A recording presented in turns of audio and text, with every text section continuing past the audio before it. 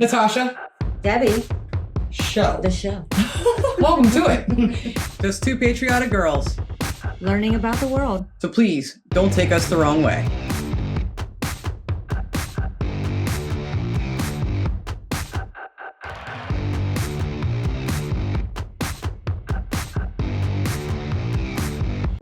In a perfect world, there are no Remembrance Days, Veterans Days, Memorial Days. There are no wars, no need for soldiers, no need to defend lands or to fight over things. But we don't live in a perfect world. Sure don't. But the world we live in can be a beautiful world. And it is a beautiful world. It's all in how you look at it. What you choose to look at, what you choose to think about, how you choose to think about it. I personally like to think of it as a good place with more good people than bad. I like to think of people that have standards, morals, convictions, things that are important to them as people that stand up for those. And I know that soldiers that are actively on battlefields as we speak, and those that have returned home as veterans,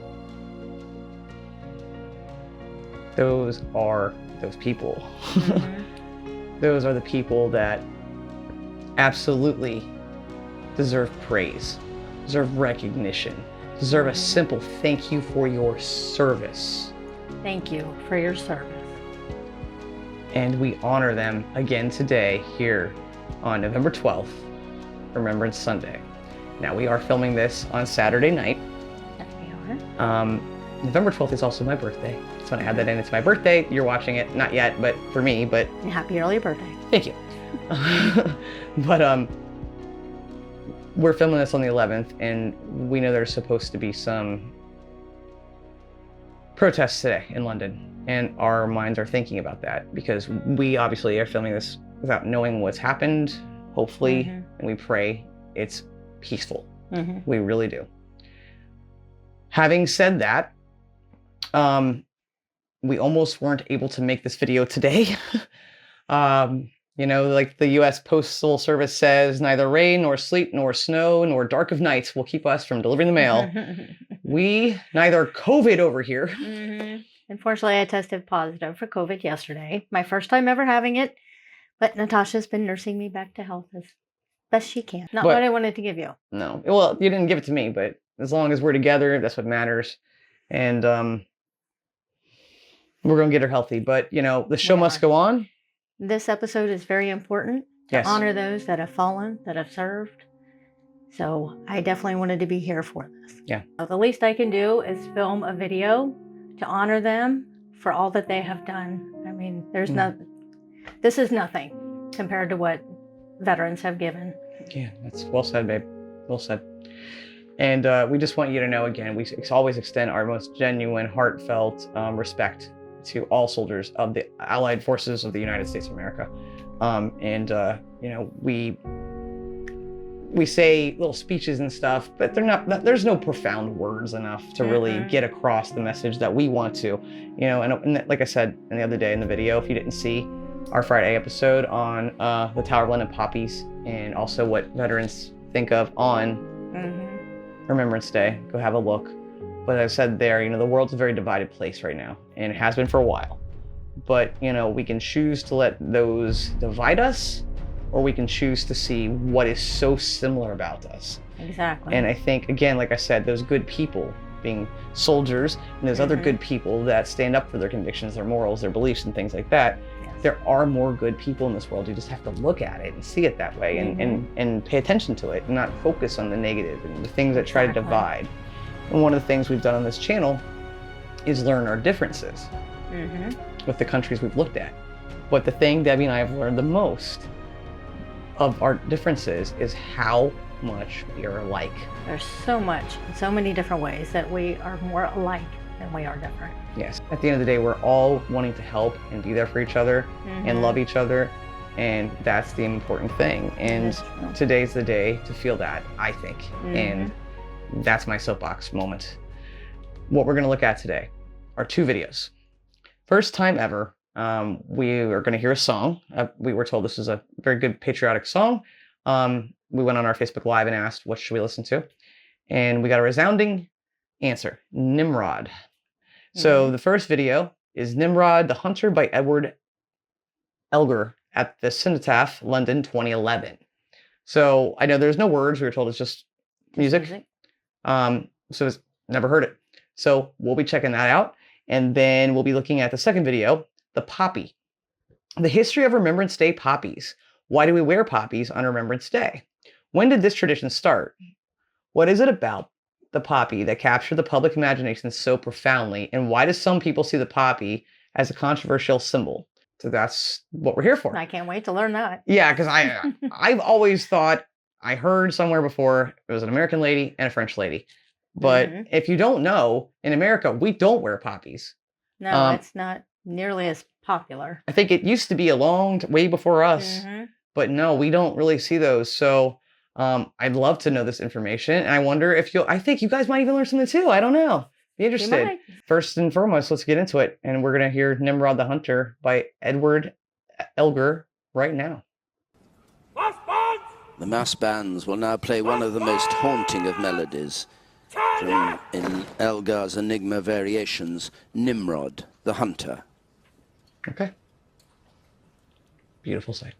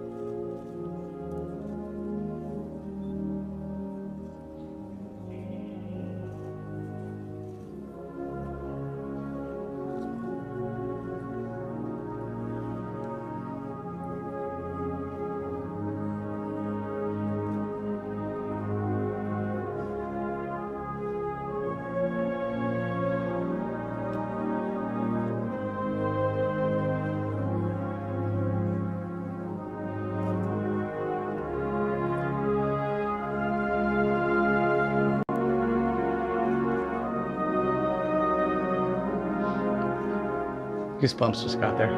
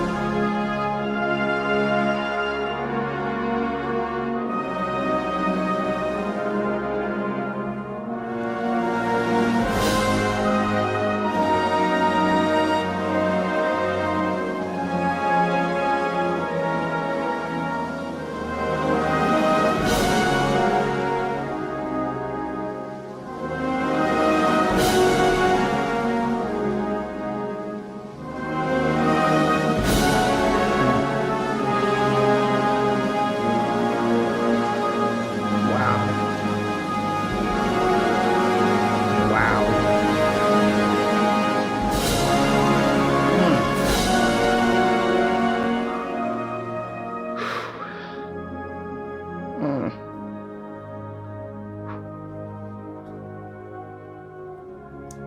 Wow.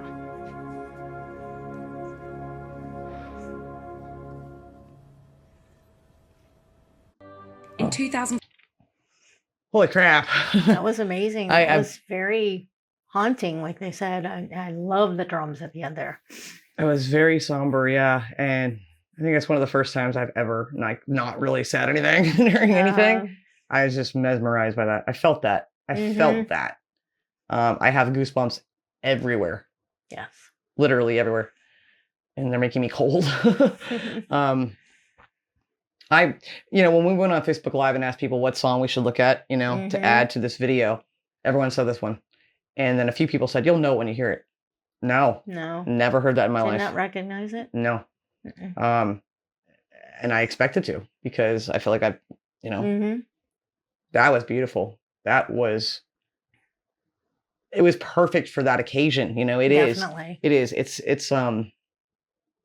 It's like soothing in a way. Is it soothing in a way? Is that just me?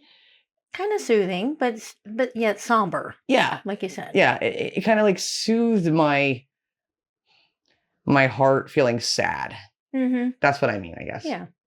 And that was beautiful. So I want to thank our friends over our community on Facebook for the recommendation. That was a beautiful, touching song. And very much so. Sing the soldiers.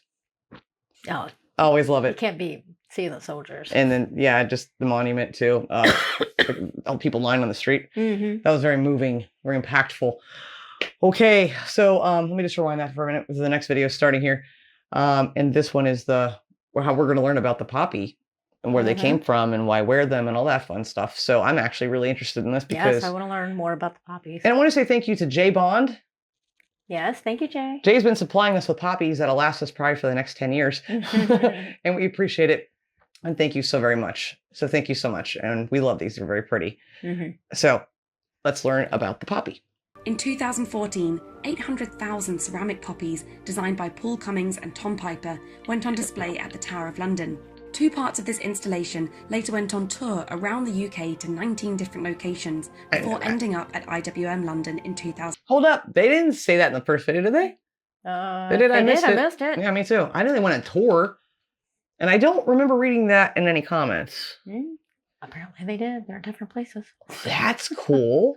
Because look wow. I know. That's pretty awesome. That is so beautiful. Around the UK to 19 different locations before ending up at IWM London in 2018. Okay. Nearly 10 million people saw this display in total. This year, the poppy sculptures are being installed at IWM North. These evocative displays demonstrate the resounding popularity of the poppy. She said this year. I don't know what year this video is from. Sorry. It might be a year or two old. I'm not exactly sure. Over 100 years since the end of the First World War. So what is it about the poppy that captured the public imagination so profoundly? Why do some people see the poppy as a controversial symbol? And how was the poppy chosen in the first place? So the red poppy has arguably become the most enduring symbol of remembrance. And really that is linked to, I suppose, what we could call a botanical phenomenon, because poppies provided this kind of shocking burst of plant life in very otherwise bleak landscapes on the Western Front. And that really was helped along, actually, by the fact that modern weaponry, particularly artillery, basically pulverized the soil, and high explosive shells actually had quite a surprisingly generative effect. They basically created the perfect conditions in which the red poppy could grow. And they were everywhere. There was a huge profusion of them on the Western Front. Didn't know that. So they would have been something that soldiers saw very commonly. Wow, okay. Am I right in thinking that area would have had a lot of poppies? It was very poor agricultural land all the way along. And I can remember the fields more or less red with poppies than anything else. Very poverty, very poor. So do you think the poppy is a good symbol? Oh, I do, yes. It is a very good symbol, yes. Because they grew so commonly, many soldiers not only enjoyed looking at them, but lots of soldiers actually plucked them out of the soil and took the fragile petals to press into letters home. And I think for soldiers, although we think of the poppy as being quite a depressing thing in some ways because we associate it with the lives lost, at the time, many soldiers felt that they were a really beautiful sight. I want to ask, do you feel that way? Do you feel, I don't think of them at all as depressing. I think of them as an honor to the soldiers, so it's something proud to put on. Me too. And I would think, even when you're out there in war, if you're seeing poppies, you're seeing something beautiful among all the death and destruction that you're seeing. So you see this plant that's beautiful and red and bright and happy, and it gives you some kind of hope and symbol of life rather than the death that you're surrounded by. Absolutely. Yeah. And that makes it even more to me as like something to be smiling about when you see the opposite of depressing, to think that this gave joy to them when pretty much nothing else could have. Let us know what your thoughts were, or are, sorry. Many soldiers felt that they were a really beautiful sight. IWM actually has quite a number of examples of these poppies in our collection. And they're an incredible thing to look at 100 years later. The Flanders poppy, they were all over this place. Those poppies had sprung up, and they were so talked about, regarded as symbolic in a way, that I thought I'd pick a few and send them home. So I did that. I sent them to Jessica, but when she died, there was found among her belongings the envelope in which I had sent home those poppies, with the remainder of the poppies still there. Among the millions of people who saw the poppies on the Western Front was a Canadian doctor called Lieutenant Colonel John McCrae. He was a medic in a dressing station very close to the front line near Ypres. John McCrae wasn't an established writer, but he had had poems published back in Canada, and as a military doctor, he used what rest time he had to write poems in response to what he was experiencing during the war. In May 1915, during a break from tending to wounded and dying soldiers, he wrote a new poem, and it's a poem commonly known as In Flanders Fields. And it has its setting as a cemetery, and it's written as if it were being spoken by dead soldiers. And this poem did become popular during the war. It was published in a hugely popular magazine. It helped to, I suppose, connect the symbolism of death during the war with the poppy.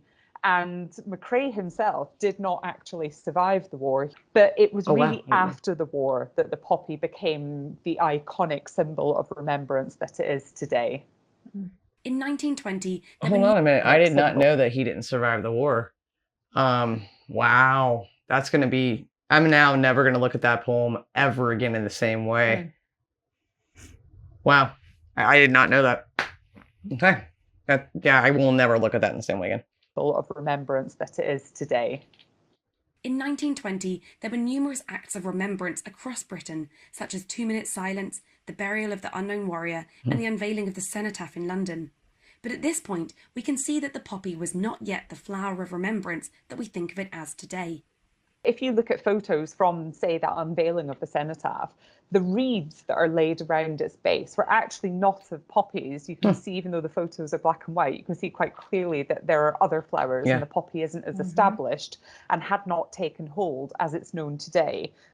The poppy's status as a recognisable symbol of remembrance and its use as a fundraising tool began after the war, and this was primarily driven by the work of two different women. One of those women was an American academic called Mona Michael. She had been inspired by John McCrae's poem just before the armistice. She described in her memoirs reading the poem and having a very intense kind of spiritual experience. And she was moved to buy artificial flowers to distribute them for wearing as on people's lapels as a symbol of remembrance. There was also another woman called Anna Guerin. She had very well established in the sense of setting up a network of French war widows who made artificial flowers made from silk. Did I not say at the beginning of this video? You did. That I thought it was. I've been saying that all week. You have been. Because I knew we were going to do this video. Where did I hear this at? I have no idea. It's probably in a comment somewhere. No, I've heard about this a long time ago. Okay. I don't know where. It was in the back of my head someplace. And then, interestingly enough, if that's the case, then why did we not really adopt the poppy in the same way and continuously have that? Don't know. I don't know. Maybe, like you said, it was popular here, and just in recent years. Recent years in our lifetimes? We've been alive a long time. Recent years. Recent? No, not recent. But okay, I'll wind that back just a minute. This is fascinating. There was also another woman called Anna Guerin. She had very well established in the sense of setting up a network of French war widows who made artificial flowers made from silk to raise funds for various causes. Anna Goering was christened the Poppy Lady from France, and by 1920 her work had resulted in the American Legion and the Major Veterans Association in the USA adopting the poppy as a symbol of remembrance. After this success, Goering then turned her attention to Britain. Wait, really? Hold on. So we did it first? It sounds that way. That's mind-blowing. I know. And why did we let it leave? I don't know. They better tell us. Are you guys shocked? Did you know this? I don't know. No idea. Please leave us a comment. Huh. I gotta hear that whole part back. I do, because that's just... I'm really like... who do I talk to about this? Maybe we bring the poppy back to America. I'm calling the U.S. I'm calling the U.S. Marines tomorrow. And the Navy, I don't know. This is really messing with my head. Okay, what? The Poppy Lady from France. And by 1920, her work had resulted in the American Legion and the Major Veterans Association in the USA adopting the poppy as a symbol of remembrance. After this success, Goering then turned her attention to Britain. In the immediate aftermath of the First World War, there were many veterans associations set up, and some of these associations were brought together under the umbrella of a new organisation called the British Legion, which had just been formed by the time in August 1921 when Anna Guerin came to Britain to meet with the British Legion and to basically persuade them to adopt selling artificial poppies. She was backed, and the British Legion's figurehead was Earl Haig. And so the first ever Poppy Day was arranged and established in Britain, held on 11th of November, 1921. Wow. After the first appeal, it was clear that there was a huge appetite for the Remembrance poppy in Britain. Volunteers were rallied across the country, and the appeal was so popular that sellers couldn't keep up with the demand. A huge sum was raised for veteran welfare, somewhere in the sum today of around £3 million. Wow. So the idea perpetuated itself in future years, and in order to make sure that there was an adequate supply of poppies, the British Legion decided to set up its own poppy factory, employing wounded servicemen to make artificial poppies. And a few years later, to make sure that there was an adequate supply of poppies to Scotland, another poppy factory was established in Edinburgh, but with a slightly different design. They had 4 petals and no green leaf, and there was an argument that this was much more botanically correct. The symbol of the poppy is more popular and well established than it's ever been. But for some people, the poppy is seen as a contentious symbol. It has now come to symbolise the sacrifice and the efforts of the armed forces in more recent conflicts.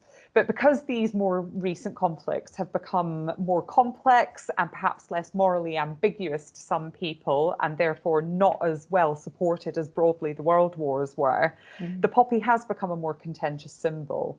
This primarily manifests itself in alternative poppies. For example, the white poppy is the most familiar, a symbol of peace, anti-war, set up by the Peace Pledge Union in the 1930s to challenge militarism.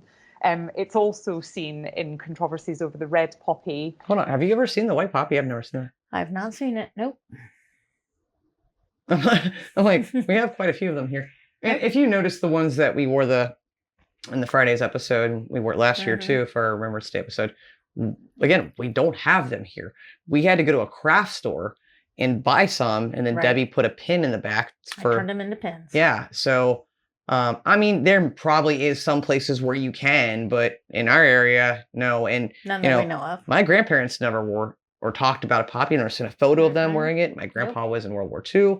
So, but the white one, that's new to me. Yeah, I hadn't heard of that one. We have the purple ones for the animals, Mm-hmm. but I've never seen or heard of the white one. So, okay. Militarism. It's also seen in controversies over the red poppy being appropriated by, for example, far-right organisations, and the objection that some people have to wearing it because they see it as being connected to the actions of Britain's army, for example, in Northern Ireland during the Troubles, which they found very difficult. But in conclusion, the poppy is still worn by millions of people every Remembrance Day and into the November season when we see poppies all around us on people's lapels, in wreaths, at war memorials. And over 100 years later, it has also inspired artwork like that which we saw at the Tower of London in 2014. Yeah. Its literal and symbolic seeds were rooted in the First World War's turbulent landscape. And it's really interesting to remember the poppy then as a symbol of hope, of a morale boost, as a burst of colour in very bleak landscapes during the First World War. Wow. Yeah. Today, the poppy brooch is still worn by millions of people across the UK and the Commonwealth every year, over 100 years after the end of the First World War, to commemorate those who have lost their lives in armed service. It continues to be a vital fundraising tool for the British Legion charity and an important remembrance symbol in artworks, tributes, and commemorative events. That was fascinating, and I learned a lot. Definitely. But you really affected me with what you said, what they saw out there, that only little brightness. That's true. That's so true. And then seeing the little pages, of old poppies that they sent home. It's a positive thing. It's not a bad thing. I would think it is. Although I can see how some people find it as a symbolism of a pro-war or something. But I see it more of honoring a soldier that went and fought, whether they wanted to be there or not. They went and fought, and a lot gave their lives. Yeah, and that's what we need to honor. Ultimate sacrifice. So just quickly, because I was curious about why do we in America not, just pulling this up here, why are poppies not worn in the USA? And it says, we don't typically wear poppies on Veterans Day, which is Remembrance Day, which since that time is set aside to honor all living veterans. Then it goes on to say, instead, we don a red poppy on Memorial Day to honor the men and women who have died fighting for our country. No, we don't. I've yet to see. We don't remember seeing that in May either. No, Memorial Day's in May. Veterans Day's November. I've never seen a poppy on any person. Have you ever seen one on any president, even on Memorial Day? Not that I'm aware of, no. I've never seen one on any newscasters. No. Anything like that. I've just never noticed one. I find that fascinating. At the same time, I'm finding here on the internet, the American Legion National Poppy Day, saying the same thing. It says on the Friday before Memorial Day, wear a red poppy to honor the fallen and support the living who have worn our nation's uniform. Well, so I say May, we start bringing out the poppies and we'll go hand them out to people. We could see if we can raise money for different charities. Let us know in the comments your thoughts. Did you learn something? Were you surprised as much as we were? Again, thank you for the suggestion on the song. Yes, beautiful song. Yeah, that really, again, it was, I don't know how to say that. It was just like a soothing, it's soothing for the time at the cenotaph. It was seeing that, but it was beautiful. Really do love all of the British patriotic songs, but I don't want anyone in the Commonwealth nations to feel left out, and our other allied countries as well. We love you all. So, I can't name them all. There's too many, but Australia, Canada, New Zealand, we love you guys. And, these poppies are for everybody, including our own here in the US. Apparently it was ours to start with anyway. Weird. Who knew? But in all seriousness, thank you for watching. And thank you again to all veterans for your service. We'll always say it. We're always going to say it because it matters and you matter. We see you. We appreciate you, we honor you, we cherish you, and we hold you dear to our hearts. That we do. Thank you again for your service. We'll see you on the next episode of the Natasha and Debbie Show. And hopefully I won't have COVID. Definitely not. Until then, guys, please thank a service member and always love like jazz. Be as strong as Tyson. Bye, guys. Bye.